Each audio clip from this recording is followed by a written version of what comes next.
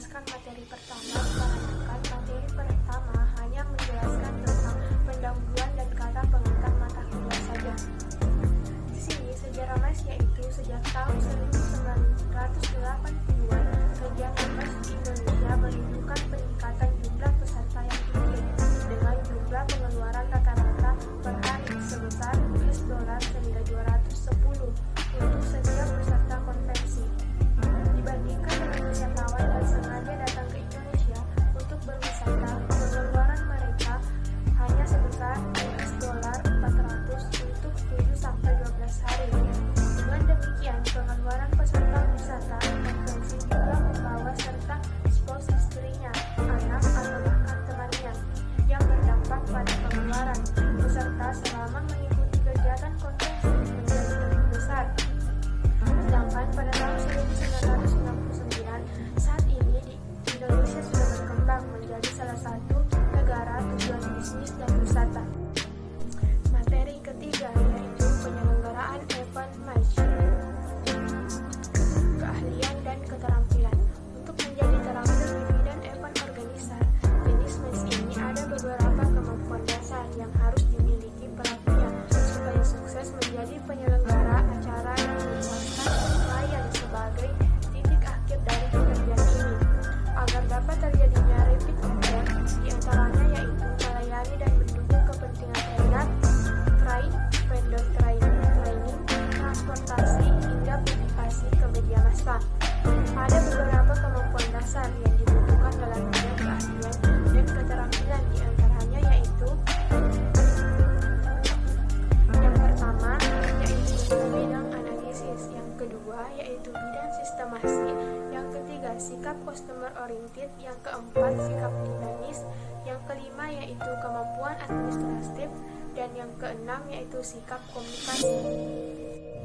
Materi 4 dan 5. Di sini saya langsung menjelaskan materi 4 dan 5 secara bersamaan dikarenakan materinya sama. Di sini dasar penyelenggaraan rapat. Yang pertama, pengertian rapat menurut para ahli. Menurut Nunung dan Retu ahli, meeting atau rapat merupakan salah satu komunikasi antara pimpinan kantor dan stafnya. Dan menurut Bursanto, rapat merupakan suatu bentuk komunikasi kelompok yang bersifat tertutup yang sering diselenggarakan oleh banyak organisasi baik swasta maupun pemerintah. Jenis-jenis rapat. Yang pertama yaitu rapat berdasarkan tujuan. Yang pertama rapat penjelasan, rapat pemecahan masalah, rapat perundingan. Yang kedua yaitu rapat berdasarkan jangka waktu di antara tujuan, rapat bulanan, rapat semester, dan rapat tahunan. Yang ketiga yaitu rapat berdasarkan sifatnya, terdiri dari rapat resmi, rapat tidak resmi, rapat terbuka, dan rapat tertutup. Yang keempat yaitu rapat berdasarkan nama. Yang pertama rapat kerja, rapat dinas, musyawarah kerja. Yang kedua yaitu rapat berdasarkan prinsip bahasanya, rapat insidentil. Yang keenam yaitu rapat berdasarkan urgensinya. Yang pertama rapat biasa dan yang kedua rapat penting. Tujuan rapat diantaranya yang pertama untuk memenuhi salah satu ketentuan perundang-undangan atau peraturan. Yang kedua yaitu untuk memecahkan suatu masalah. Yang ketiga yaitu untuk memberikan informasi. Dan yang keempat yaitu untuk melakukan kerjasama atau perundingan. Tanggung jawab sekretaris dalam persiapan rapat diantaranya yaitu membuat agenda rapat dan susunan rapat, menentukan peserta rapat, membuat undangan rapat, membuat daftar hadir rapat, mempersiapkan bahan rapat, mempersiapkan peralatan dan perlengkapan, mempersiapkan ruang rapat, kesehatan dan pengecekan persiapan. Materi ke-6, dasar penyelenggaraan rapat. Yang pertama yaitu pengertian insentif. Menurut Niti Semito, insentif merupakan penghasilan tambahan yang akan diberikan oleh para karyawan yang dapat memberikan prestasi sesuai dengan yang telah ditetapkan. Yang kedua yaitu jenis intensif. Menurut Manulang, yaitu finansial insentif dan non-finansial insentif. Dan menurut Gary Desir, yaitu program intensif individual, program intensif kelompok. Tujuan pemberian intensif yaitu bagi perusahaan yang terdiri dari bekerja lebih semangat, bekerja lebih disiplin, dan bekerja lebih kreatif. Bagi karyawan yang terdiri dari standar prestasi yang diukur secara kuantitatif, yaitu pemberian balas jasa dapat diukur dalam bentuk uang, dan karyawan harus lebih giat agar menerima uang lebih besar. Pengertian perjalanan insentif. Perjalanan insentif adalah suatu kegiatan perjalanan yang diselenggarakan oleh suatu perusahaan untuk para karyawan dan mitra usaha sebagai imbalan penghargaan atas perhatian mereka dalam kegiatan penyelenggaraan konvensi yang membahas perkembangan kegiatan perusahaan yang bersangkutan. Materi ketujuh yaitu dasar penyelenggaraan insentif, yang terdiri dari yang pertama proyeksi pasar perjalanan intensif, yang terdiri yaitu perusahaan otomotif, perusahaan komputer atau elektronik, perusahaan manufaktur, perusahaan properti, perusahaan niaga, medisal dan asuransi, perusahaan korporat, asosiasi konferensi dan exhibition. Selanjutnya itu kunci sukses program insentif. Yang pertama memahami regulasi sosial, yang kedua memahami gaya hidup serta tradisi budaya lokal, yang ketiga dukungan dari pemerintah lokal, yang keempat dukungan dari otoritas bandara, yang keempat layanan profesional dalam sebuah program insentif, yang kelima yaitu kerja handal dan tangguh, yang keenam hubungan yang baik dengan penyelenggara event, yang ketujuh pengusaha informasi produk atau supplier. Selanjutnya yaitu faktor yang perlu diperhatikan dalam usaha insentif, sensitivitas terhadap media atau publikasi, sensitivitas atas keselamatan, agitasi dalam seluruh pelaksanaan program. Materi keseluruhan dasar penyelenggaraan konvensi. Konvensi adalah salah satu komunikasi berbeda di antara dua orang atau lebih untuk tujuan bersama. Sifat konvensi di antaranya konvensi lokal, konvensi daerah, konvensi nasional, konvensi internasional, dan konvensi regional. Tugas utama PCO, yang pertama menyusun perencanaan negara, yang kedua mengurus perizinan negara, yang ketiga menyelenggarakan kegiatan sekretariat konferensi, yang keempat menyelenggarakan kegiatan konvensi, yang kelima menyiapkan atau mengatur transportasi akomodasi, yang keenam menyiapkan tempat penyelenggaraan, yang ketujuh mengkoordinir promosi, yang kedelapan menyelenggarakan pre dan postur. Syarat pendirian PCO yang merupakan hukum atau personal terbatas, mempunyai kantor dengan syarat luas minimum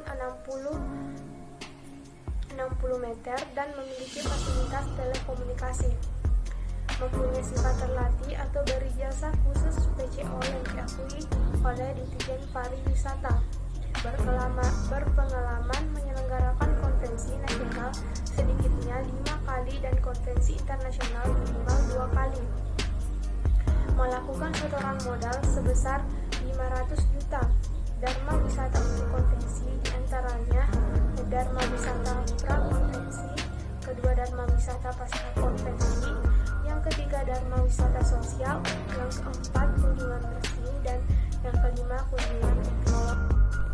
Materi ke-10 dasar penyelenggaraan pameran. Pengertian pameran. Menurut Wikipedia, pengertian pameran adalah salah satu seni rupa untuk dikomunikasikan sehingga dapat diapresiasi oleh masyarakat luas. Pameran merupakan salah satu bentuk dalam usaha jasa pertemuan yang mempertemukan antara produsen dan pembeli. Manfaat melaksanakan pameran. Yang pertama yaitu beragam peluang untuk kebangkitan usaha kecil dan menengah yang dapat terus berkembang. Yang kedua yaitu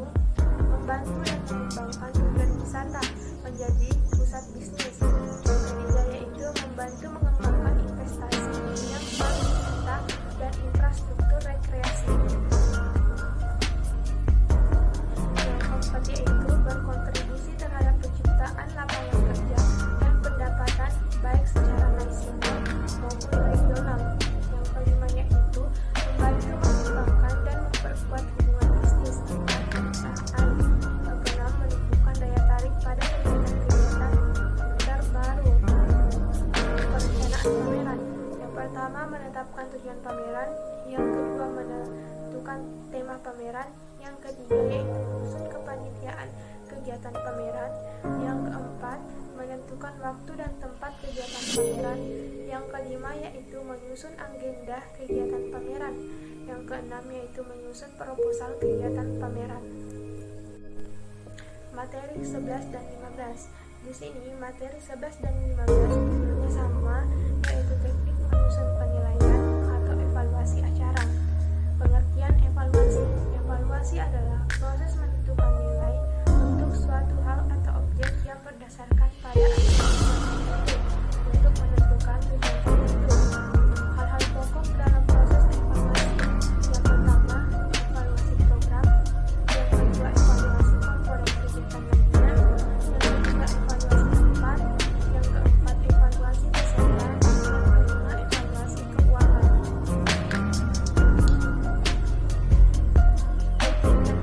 Evaluasi event. Yang pertama, radio. Yang kedua, audio dan recorder. Yang ketiga, interview dan audition. Yang keempat, editorial dan recorder. Yang kelima adalah kuesioner. Selanjutnya tahap dalam evaluasi event. Yang pertama tahap persiapan, yang kedua tahap pelaksanaan, yang ketiga tahap akhir. Kinerja yang mendukung kepuasan, yaitu terdiri dari yang pertama perencanaan program, yang kedua jadwal yang terkendali, yang ketiga pengisi acara tampil tanpa hambatan dan beban, yang ketiga jumlah pengunjung, penonton atau audiens sesuai target, yang keempat cara kerja pelaksanaan acara rapi dan koordinasi komunikasi baik, yang kelima keuangan aman, yang keenam suasana pada hari H lancar, tidak ada kerusuhan, yang ketujuh adanya kejutan. Materi ke-12, proposal dan sponsorship. Pengertian proposal. Menyusun proposal merupakan hal terpenting dalam persiapan penyelenggaraan suatu event. Tujuan pembuatan proposal diantaranya untuk mendapatkan bantuan dana, untuk mendapatkan dukungan, untuk mendapatkan perizinan. Macam-macam proposal diantaranya proposal bisnis, proposal kegiatan, proposal penilaian, dan proposal wirausaha. Langkah-langkah pembuatan proposal. Yang pertama pendahuluan, kedua dasar pemikiran, yang ketiga tujuan, yang keempat tema, yang kelima jenis kegiatan, yang keenam target, yang ketujuh sasaran atau peserta, yang kedelapan waktu dan tempat, yang kesembilan susunan panitia, yang kesepuluh jadwal kegiatan, dan yang ke-11 adalah penutup. Selanjutnya pengertian sponsorship. Sponsorship merupakan salah satu peran yang sangat penting dalam penyelenggaraan sebuah acara, karena bisa jadi menunjukkan acara karena tidak adanya sponsor yang membiayai penyelenggaraan acara kita. Materi ke-13, pemasaran dan promosi. Pengertian pemasaran event. Pemasaran merupakan proses bagaimana pengusaha dapat mempengaruhi konsumen agar konsumen mengetahui atau menjadi tertarik, senang, lalu membeli produk yang ditawarkan pada akhirnya mereka puas dan akan memulai pembeliannya. Keberhasilan pemasaran sangat ditentukan oleh adanya strategi pemasaran, penempatan produk, dan nilai tambah. Konsep 5P dalam pemasaran event diantaranya produk, price, pledge, public relation, promosi.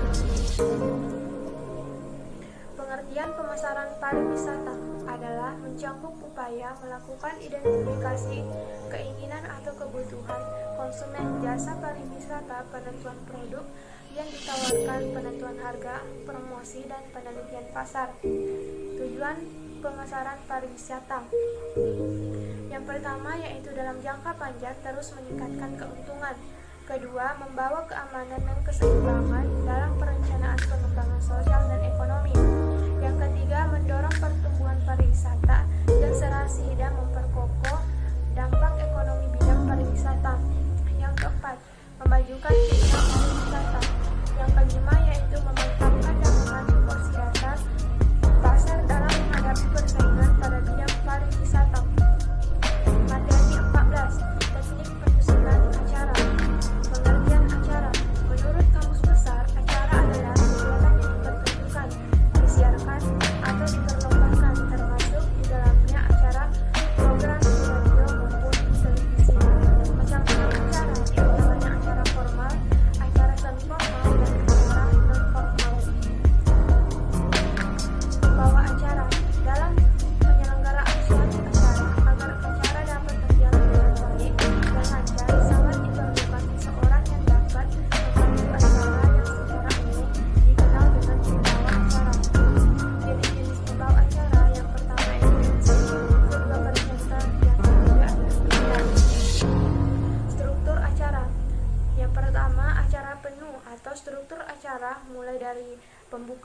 proses acara sampai dengan penutupan acara. Yang kedua adalah acara pembukaan, yaitu struktur acara di mana hanya merupakan pembukaan acara saja. Yang ketiga, kelanjutan acara, yaitu struktur acara yang merupakan acara pokok. Yang empat adalah acara penutup, yaitu merupakan struktur acara yang merupakan penutup suatu acara.